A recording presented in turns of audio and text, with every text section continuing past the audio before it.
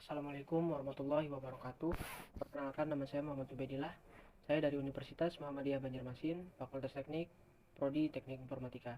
Saya dari angkatan 21 dengan NPM 21552011110003. Di video kali ini saya ingin membuat sebuah review makalah dari pertemuan 1 sampai dengan pertemuan ke-15 dengan mata kuliah Keamanan Data dan Berkas. Dosen pengampu adalah Bapak Komarudin M.Com. Di pertemuan pertama menjelaskan tentang RPS, di mana Bapak Komarudin M.Com menjelaskan tentang RPS, yaitu Rencana Pembelajaran Mahasiswa. Di RPS kali ini bagaimana sistem pembelajaran mahasiswa selama pertemuan dengan beliau. Di pertemuan 3 yaitu tentang organisasi berkas yang dibawakan oleh kelompok 9. Jadi organisasi berkas adalah sebuah atau suatu teknik atau cara yang digunakan untuk menyatakan dan menyimpan record-record dalam sebuah berkas. Organisasi berkas terdapat 4 teknik, yaitu teknik secara sekuensial, yang kedua relatif, yang ketiga indeks sekuensial, yang keempat multi-key. Di dalam pengorganisasian berkas terdapat DBMS, yaitu Database Management System. Database Management System ini untuk mengatur atau memanajemen sebuah basis data. Database Management System terdapat beberapa, yaitu contohnya seperti MySQL, PostgreSQL, SQLite, dan lain-lain. Pertemuan keempat yaitu membahas tentang aspek-aspek dasar media penyimpanan sekunder yang dibawakan oleh kelompok 3. Memori atau penyimpanan sekunder adalah perangkat penyimpanan dan media penyimpanan yang tidak selalu dapat diakses secara langsung oleh komputer. Contoh-contoh jenis-jenis memori, yang pertama ada DRAM, Dynamic Random Access Memory. Yang kedua ada SDRAM, yaitu Synchronous Dynamic Random Access Memory. Yang ketiga ada Flash RAM. Yang keempat ada PGRAM atau Video Graphic Random Access Memory. Yang kelima ada DDR, SDRAM, Double Dead Red SDRAM. Hierarki memori, setiap jenis teknologi memori yang tersedia memiliki keunggulan atau aspek tertentu di mana ia lebih unggul dari produk yang lainnya. Tetapi juga beberapa kekurangan yang membuatnya kurang ideal. Oleh karena itu, campuran berbagai jenis perangkat memori dalam suatu sistem digunakan untuk menukar keuntungan ini dan kerugian masing-masing teknologi. Hierarki memori yang berbentuk piramida karakter sebagai berikut. Peningkatan waktu atau akses memori semakin ke bawah semakin lambat, semakin ke atas semakin cepat. Di mana yang paling cepat adalah hierarki register. Yang kedua ada di dalam hierarki memori adalah cache. Yang ketiga adalah main memory.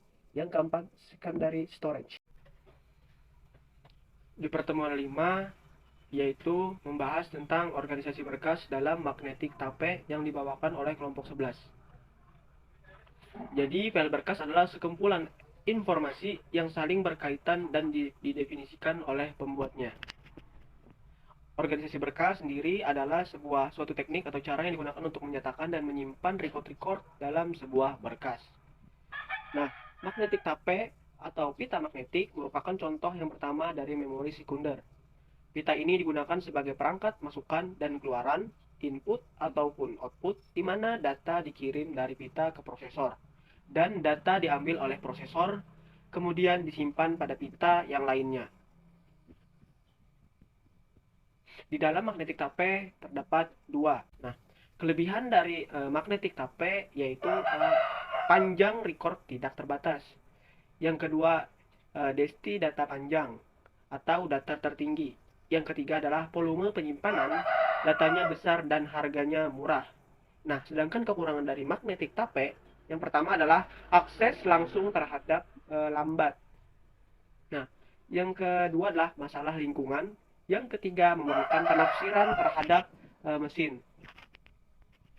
Nah, organisasi berkas dalam magnetic tape, besarnya kapasitas yang bisa ditampung di tape adalah tergantung dari panjang pita tape. Semakin panjang pita tape, semakin banyak bisa menyimpan sebuah organisasi berkas. Panjang pita tape bermacam-macam, dari mulai 300, 600, 1200, 2400 feet setiap relnya. Sistem blocking pada tape.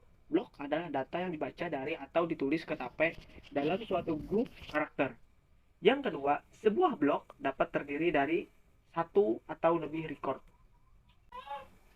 Di pertemuan 6 ini yaitu membahas tentang organisasi berkas fisikal sekuensial yang dibawakan oleh kelompok 13. Nah, organisasi berkas fisikal sekuensial atau organisasi berkas fisik secara berurutan adalah suatu metode penyimpanan data di mana data disimpan secara berurutan dalam media penyimpanan seperti magnetik tape. Dalam metode ini, data disimpan dalam urutan linear dan setiap data memiliki alamat fisik, yaitu physical address.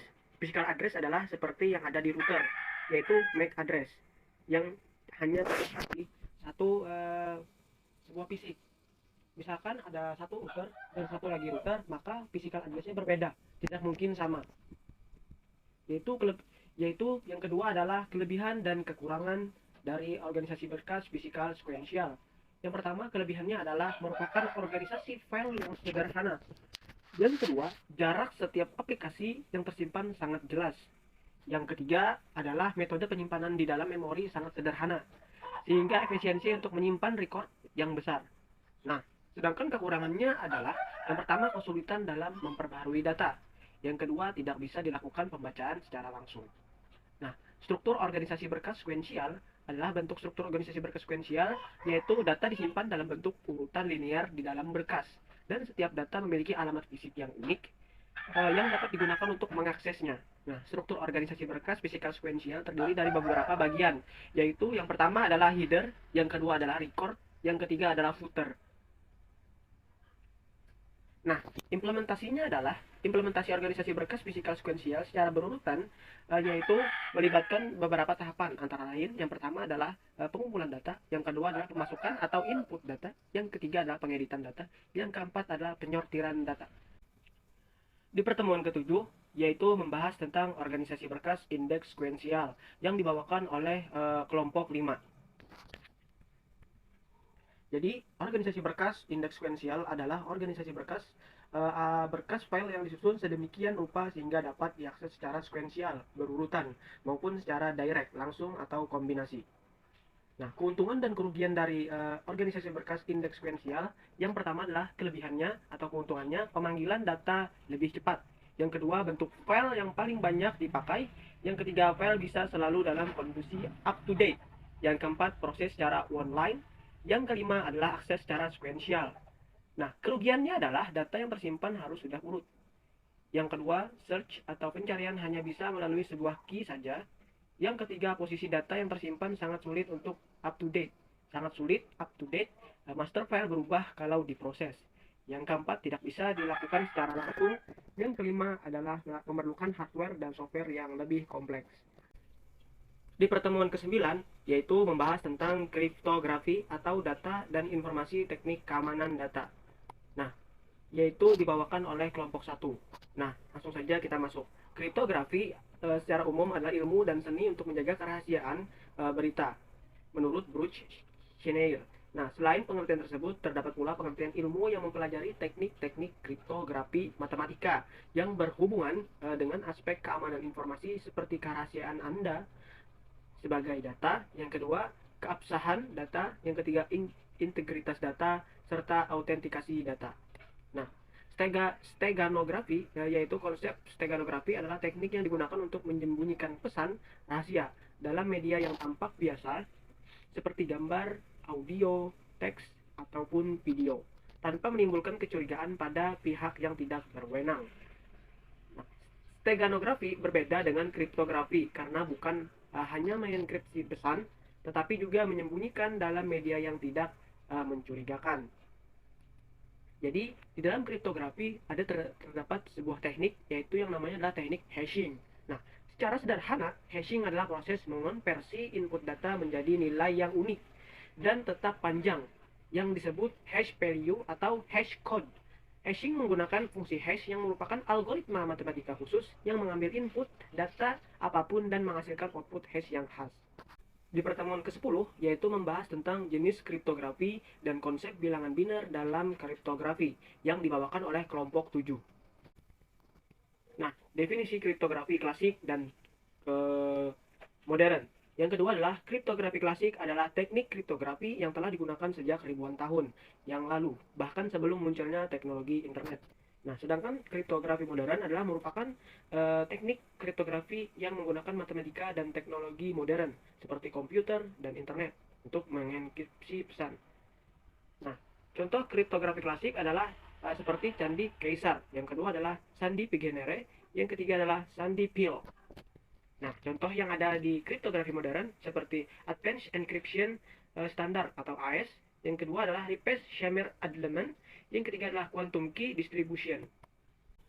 Nah, definisinya dan konsep bilangan biner dalam kriptografi adalah bilangan biner merupakan sistem bilangan yang terdiri dari dua angka, yaitu 0 dan 1. Konsep bilangan biner dalam kriptografi meliputi penggunaan operasi logika biner seperti XOR, AND, OR, dan NOT untuk mengenkripsi dan mendeskripsi data. Nah, cara kerja dari bilangan biner dalam enkripsi dan deskripsi kriptografi adalah bilangan biner digunakan dalam kriptografi sebagai dasar dan dari beberapa teknik enkripsi dan deskripsi. Pertemuan ke-11 adalah membahas tentang kriptografi asimetris yang dibawakan oleh kelompok 2. Nah, kriptografi asimetris adalah kripto kunci publik, disebut juga kripto asimetris, adalah sistem kriptografi yang menggunakan sepasang kunci, yaitu kunci publik yang bisa disebarkan dan kunci pribadi yang hanya diketahui oleh pemilik. Nah, perbedaan asimetris dan simetris adalah kriptografi asimetris adalah algoritma yang menggunakan kunci yang berbeda untuk proses enkripsi dan deskripsi. Nah, kunci enkripsi dapat disebarkan kepada umum dan dinamakan sebagai kunci public key. Sedangkan kunci deskripsi disimpan untuk digunakan sendiri dan dinamakan sebagai kunci private key. Nah, sedangkan algoritma asimetris disebut juga algoritma kriptografi konvensional adalah algoritma yang menggunakan kunci yang sama untuk proses enkripsi dan proses dekripsi. Di pertemuan ke-12 yaitu membahas tentang kriptografi simetris yang dibawakan oleh kelompok 12. Nah, kriptografi berasal dari kata Yunani yaitu kripto dan grafia. Kripto sendiri yang berarti adalah secret atau rahasia, sedangkan grafia yang berarti tulisan atau write. Nah, pengertian dari kriptografi simetris adalah kriptografi di mana dalam proses enkripsi dan deskripsinya menggunakan satu key yang sama. Nah, disebut juga private key atau ciphertext. Algoritma kriptografi simetris adalah algoritma yang menggunakan kunci enkripsi yang sama dengan kunci deskripsinya. Sedangkan algoritma asimetris mempunyai enkripsi dan deskripsinya yang berbeda. Nah, contoh kriptografi simetris ada Blowfish. Blowfish adalah sebuah algoritma kriptografi simetrik blok yang digunakan untuk menenkripsi dan mendeskripsikan data. Algoritma ini dikembangkan oleh Bruce Chen pada tahun 1993. Yang kedua adalah AES atau Advanced Encryption Standard. AES adalah algoritma simetris yang digunakan untuk mengamankan data. Algoritma ini membagi data menjadi blok-blok kecil dan mengenkripsikannya setiap blok menggunakan kunci yang sama.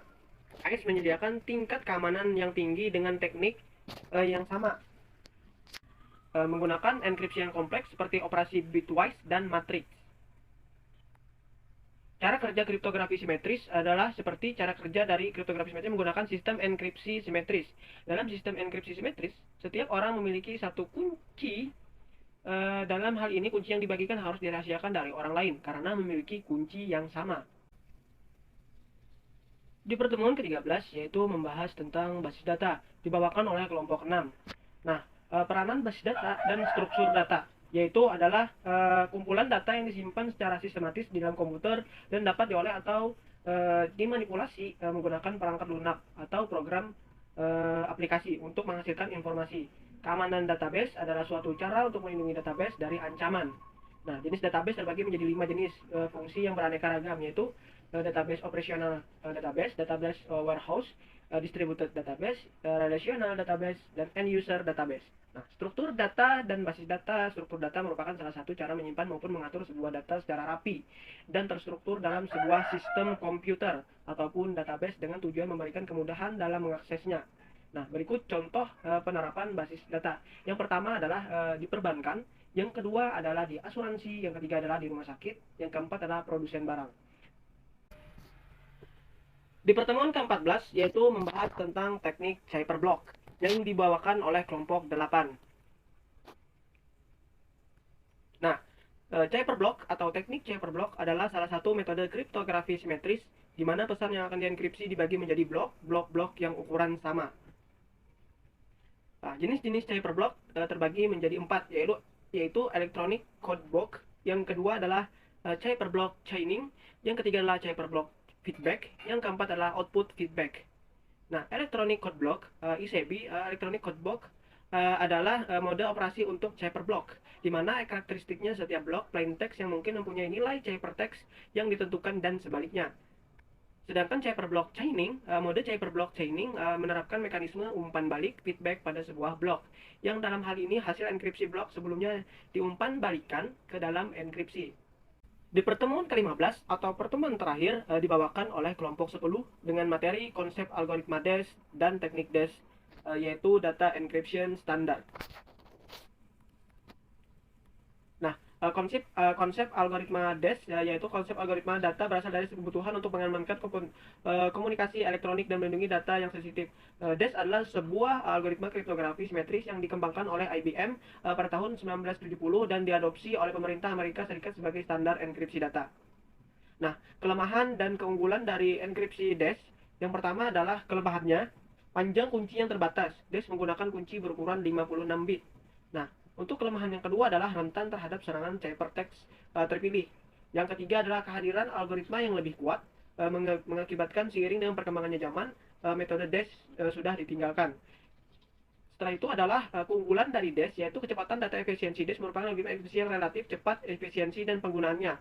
Karena apa? Karena hanya 56 bit yang diproses, maka akan semakin cepat untuk mengenkripsinya. Yang kedua adalah adopsi yang luas. DES telah digunakan secara luas, diadopsi sebagai standar enkripsi oleh Badan Pengenkripsian Amerika Serikat. Yang ketiga adalah pengaruh terhadap kriptografi modern. Yang kedua adalah membahas tentang triple DES. Algoritma triple DES adalah salah satu algoritma yang digunakan untuk melakukan enkripsi data sehingga data asli hanya dapat dibaca oleh seorang yang memiliki kunci enkripsi tersebut, yaitu menjalankan algoritma DES sebanyak 3 kali untuk masing-masing blok data. Mungkin itu saja yang dapat saya sampaikan. Assalamualaikum warahmatullahi wabarakatuh.